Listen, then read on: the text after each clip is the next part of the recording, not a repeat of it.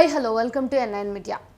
IndiGo సంస్థలో కుల వివక్ష బుసలు కొట్టింది. కులం పేరుతో ముగ్గురు సీనియర్ అధికారులు తనను అవమానిస్తున్నట్టుగా 34 ఏళ్ల పైలట్ ఒకరు కేసు నమోదు చేశారు.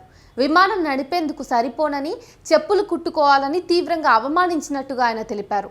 పైలట్ ఫిర్యాదుతో ఇండిగో అధికారులు తపస్ డే, మనీష్ సాహ్నిపా ఇంకా కెప్టెన్ రాహుల్ పాటిల్లపై SC/ST అత్యాచార నిరోధక చట్టం కింద FIR నమోదైంది.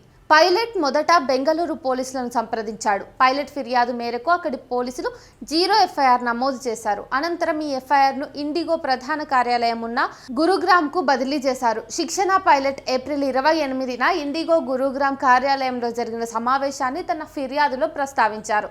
30 నిమిషాల పాటు జరిగిన సమావేశంలో నువ్వు విమానం నడిపేందుకు తగినవాడివి కాదు, వెనక్కి వెళ్ళి చెప్పులు కుట్టుకో, ఇక్కడ వాచ్మ్యాన్గా ఉండేందుకు కూడా నీకు అర్హత లేదని అవమానించినట్టుగా పేర్కొన్నారు. తనను రాజీనామా చేయమని బలవంతం చేయడమే ఈ వేధింపుల లక్ష్యమని తెలిపారు. ST వ్యక్తిగా తనను కించపరిచే లక్ష్యంతో అవమానకర వ్యాఖ్యలు చేశారని అన్నారు. అన్యాయంగా జీతంలో కోతలు విధించడం, బలవంతంగా తిరిగి శిక్షణా తరగతులకు పంపించడం, హెచ్చరికల లేఖల ద్వారా తాను వృత్తిపరమైన వేధింపులకు గురయ్యానని తెలిపారు. ఈ విషయంపై ఉన్నతాధికారులు ఇండిగో నైతిక విలువల కమిటీకి ఫిర్యాదు చేశారని అన్నారు. కానీ ఎటువంటి చర్య తీసుకోలేదని అన్నారు.